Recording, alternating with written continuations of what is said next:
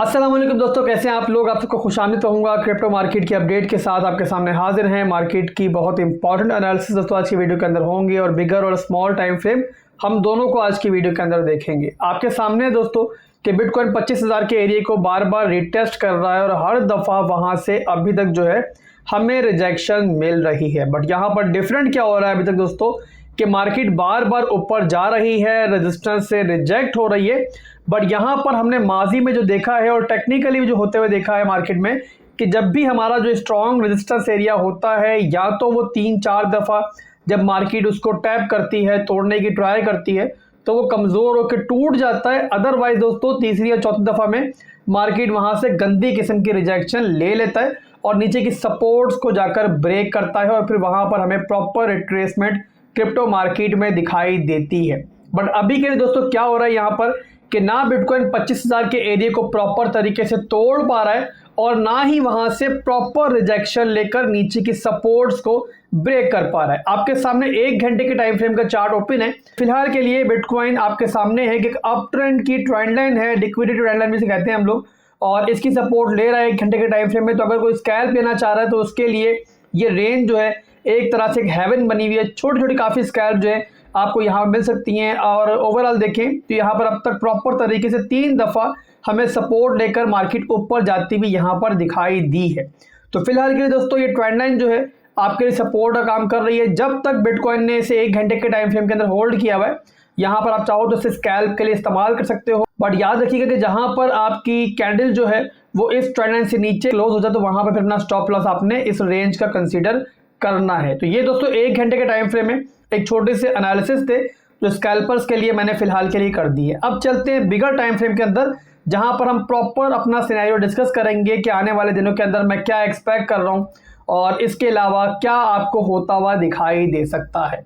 यहाँ पर एक चीज़ दोस्तों मैं पिछले 3 दिनों से मुसलसल आप लोगों से कर रहा हूँ, मुसलसल आप लोगों को बता रहा हूँ कि टेक्निकली जो 25,000 का एरिया है वो अब तक का जो हमने रैली देखी है, अभी तक का जो बॉटम बना था तब से लेकर अब तक की सबसे ज़्यादा इम्पॉर्टेंट एरिया है, सबसे ज़्यादा स्ट्रॉन्ग एरिया है। और ये एरिया जब टूटेगा तो आपको पूरी क्रिप्टो मार्केट का जो एक इमोशंस है मार्केट के, जो आपके रिटेल ट्रेडर्स हैं, वो बिल्कुल आपको माहौल मार्केट का बदलता हुआ दिखाई देगा। यानी कि बेतहाशा फॉर्म मार्केट में आ जाएगा और वहाँ से फिर आपको ओल्ड कॉइन्स भी काफ़ी स्पीड से ऊपर जाते हुए दिखाई देंगे। बट यहाँ पर मेरे भाइयों मसला ये है कि टेक्निकली अगर हम लोग टेक्निकल्स को देखें तो आपको 4 से 5 ऐसे कन्फ्लुएंस मिल जाएंगे कि जहां पर आपको एक क्लियर इंडिकेशन मिलती है कि 25,000 का जो एरिया है वो एक रिवर्सल पॉइंट भी है। टेक्निकल्स के हिसाब से रिवर्सल पॉइंट है, बट हम देख रहे हैं कि यहाँ पर अब तक 6 दफ़ा ये एरिया रिटेस्ट हो चुका है, बट हमें यहाँ पर एक प्रॉपर रिजेक्शन देखने को नहीं मिल रही है। जो साथ में ये भी बता रही है जो हमारे मार्केट मेकर्स है, जो हमारे एक्सचेंजेस है, जो कि मार्केट की स्मार्ट मनी है, वो कोई और ही प्रोग्राम बनाकर बैठे हुए। जिन लोगों ने भी यहाँ पर हाई लेवरेज ली हुई है, हाई रिस्क के साथ लॉन्ग कर रहे हैं, ओवरऑल बार बार जब 23,800 का एरिया रिटेस्ट हो रहा है तो एक तरह से उनके स्टॉप्स को यहाँ पे हंट किया जा रहा है और उनको मार्केट से आउट किया जा रहा है। तो ये चीज़ तो हमें क्लियर दिखाई दे रही है। अदरवाइज इतनी दफ़ा जब हमें वहाँ से ऊपर बिटकॉइन जाके रिटेस्ट कर चुका है 25,000 के एरिया को, तो अब तक उसे कमज़ोर हो जाना चाहिए था, जो कि हमें फिलहाल के लिए नहीं दिखाई दे रहा। सेकेंड चीज़ दोस्तों ये हमें क्लियर हो गई कि मार्केट मेकर्स जो है वो जो लॉन्ग कर रहे हैं उनको फिलहाल ऊपर लेके जाना साथ में नहीं चाह रहे। बट यहाँ पर एक और चीज़ भी दोस्तों आप लोगों ने ध्यान रखनी है कि जो हमारा 25,000 से ऊपर का एरिया ना, वहाँ पर बेतहाशा लिक्विडिटी मार्केट की मौजूद है जो कि अभी भी अनफिल्ड है। कहाँ पर है मैं आपको दिखा देता हूँ। ये मैंने चार्ट बड़ा कर लिया है और पूरी आपको ये रेंज दिखाई दे रही है। 25,000 की ये रेंज है कि जहां से ऊपर बेतहाशा मार्केट की इस जगह पर लिक्विडिटी मौजूद है। और स्मार्ट मनी के कॉन्सेप्ट के हिसाब से दोस्तों ये लिक्विडिटी जो है वो जल्द या देर से हंट होनी चाहिए। फिलहाल के लिए दोस्तों अगर आप लोग स्मॉल टाइम फ्रेम के अंदर स्कैल्प लेना चाहो तो वो ले सकते हो। इस रेंज के अंदर जो मैंने बताई थी आपको छोटी छोटी स्कैल्प लो, बट यहाँ पे 1% रिस्क मैनेजमेंट का इस्तेमाल करो। अगर नहीं करना आती, वीडियो आपको इस वीडियो के आखिर में मिल जाएगी, उसका लिंक मिल जाएगा, उसको लाजमी देखो और उसके हिसाब से आप लोग इस रेंज में स्कैल्प ले सकते हो, चाहे तो बिटकॉइन के अंदर चाहे तो ओल्ड कॉइन्स के अंदर। बट याद रखिएगा कि बिटकॉइन जो है वो मार्केट का किंग है। जहां पर बिटकॉइन आपका रिट्रेस करेगा, ओल्ड कॉइन्स भी बुरी तरीके से आपको रिट्रेस करते हुए दिखाई देंगे। जिस तरीके से आपको बार बार 25,000 के एरिया से जब रिजेक्शन मिलती है तो ऑल्ट कॉइन्स भी रिट्रेस करते हैं।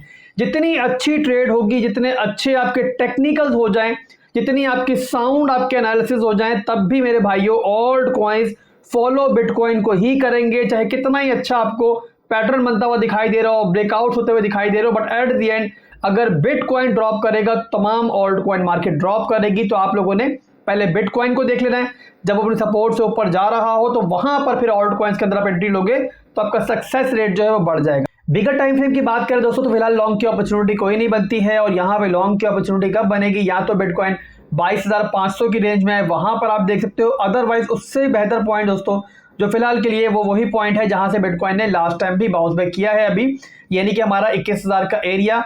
वहां पर हमें वीकली टाइम फ्रेम के अंदर ब्रेकर पॉइंट भी मिलता है, जो कि प्रीवियसली हमारा बेरिश ऑर्डर ब्लॉक का एरिया था। कहां पर है मैं आपको दिखा दूं, तो ये है मेरे भाइयों वो एरिया जो कि पहले हमारा एक बेरिश ऑर्डर ब्लॉक का एरिया था और फिलहाल हमारे लिए ब्रेकर का, बुलिश ब्रेकर का काम कर रहा है।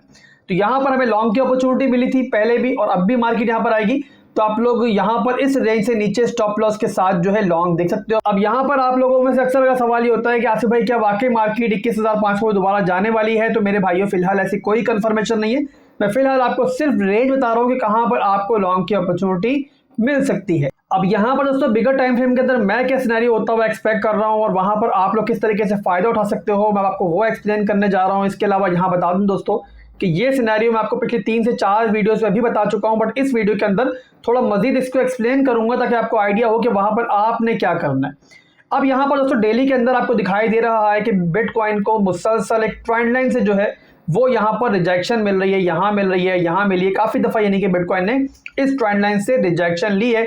और इसी ट्रेंड लाइन से रिजेक्शन लेने के बाद बिटकॉइन ने दोबारा से 21,500 का एरिया जो है जाके रिटेस्ट किया था, जहां पर जो आपकी विक है वो 21,000 के एरिया तक भी गई थी डेली टाइम फ्रेम के अंदर। अब यहां पर बिटकॉइन दोस्तों मैं एक्सपेक्ट कर रहा हूं कि आने वाले दिनों के अंदर आपको 25,000 के एरिया से ऊपर जाता हुआ दिखाई दे सकता है। जिस तरीके से अभी देख रहे हैं कि 25,200 का एरिया नहीं टूट रहा, बट आपको आने वाले दिनों के अंदर ये दिखाई दे सकता है कि बिटकॉइन ने ये एरिया भी ब्रेक कर दिया और ऊपर चला गया। बट एक्चुअली भी दोस्तों जो आप कैंडल देख रहे होगे वो 1 घंटे की होगी या इवन बड़ी से बड़ी होगी तो वो डेली की होगी। आप उस कैंडल को देख रहे होगे, वहां पर बिटकॉइन ऊपर जाएगा, आपका बिटकॉइन 26,000 के एरिया तक भी जा सकता है, उसके बाद एक कंसोलिडेशन छोटी मोटी कर सकता है और वहां पर सब लोग सोचेंगे कि अब फाइनली जो है ये एरिया 25,000 का एरिया जो है वो ब्रेक हो चुका है। और वहीं पर दोस्तों जो स्मार्ट मनी है वो मजीद लॉन्ग पोजीशंस ओपन करवाने के बाद, मार्केट में एक मजीद फोमो क्रिएट करने के बाद आपको नीचे का रुख जो है वो दिखा सकती है और वहां पर इस तरीके से ऊपर जाने के बाद मूव जो है वो नीचे की तरफ आ सकता है। इवन दोस्तों अगर बिटकॉइन 25,000 के एरिया को तोड़ के 27,000 के एरिया तक भी जाता है तो अगर आप वीकली टाइम फ्रेम के अंदर देखो तो आपको सिर्फ एक वो विक बनता हुआ दिखाई दे सकता है और इस तरीके से मार्केट विक मार्क के क्लोजिंग जो है वो दोबारा इसी रेंज में ले सकती है। इसीलिए दोस्तों ऊपर के किसी बड़े मूव के लिए आपको वीकली कैंडल से कम मेरे ख्याल है किसी कैंडल पर भरोसा नहीं करना चाहिए। वहां पर दोस्तों अगर वीकली कैंडल क्लोजिंग हमें ऊपर नहीं मिलती है और क्लोजिंग जो होती है वीकली वो इस ट्रेंड लाइन से नीचे या फिर इस रेंज से नीचे हो जाती है तो ये क्लियर कट शॉर्ट की पोजीशन आप लोगों के लिए होगी और वहां पर मेरे हिसाब से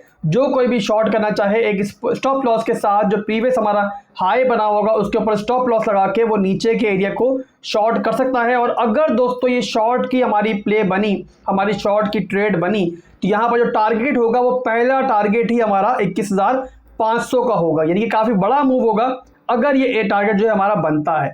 बट फिर बता रहा हूं दोस्तों ये मार्केट है, क्रिप्टो मार्केट है, यहाँ पर किसी भी टाइम हालात बदल सकते हैं। तो आप लोगों ने किसी भी कंफर्मेशन से पहले ना तो लॉन्ग की तरफ जाना है ना ही शॉर्ट की तरफ जाना है। आज के लिए दोस्तों बस ये पूरा सिनेरियो आपको बताना था ताकि फजूल में ना तो आप फोमो में आओ ना ही फजूल में पैनिक हो जाओ। फिलहाल के लिए आप लोग सिर्फ स्मॉल टाइम फ्रेम को देखो, 1 घंटे के टाइम फ्रेम को देखो और 1% रिस्क मैनेजमेंट करते हुए ट्रेडिंग करो, जो कि हम शुरू से लेकर कब तक कर रहे हैं।